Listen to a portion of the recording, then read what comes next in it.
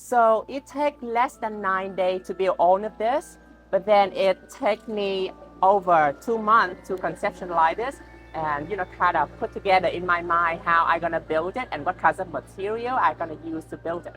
So back in spring, Rebecca once told me that she wants art is a place that she's gonna bring in a lot of rares and collectible plants. But she wants to have it because it's cool here. So that's why I come to my ideas that I bring in a really famous and rare scene of rare plants. So I really want to get the ideas of recycling and repurposed material across. I built all of this with hanging basket, with burlap, with chicken wire, and garden arc. In order to make all of this happen, it's really only the material that's repurposed from gardening. Really appreciate Rebecca and John and Jordyn to let me go ahead with this project because it's a lot of upfront labor that they have to pay without actually know if I can make it happen or not.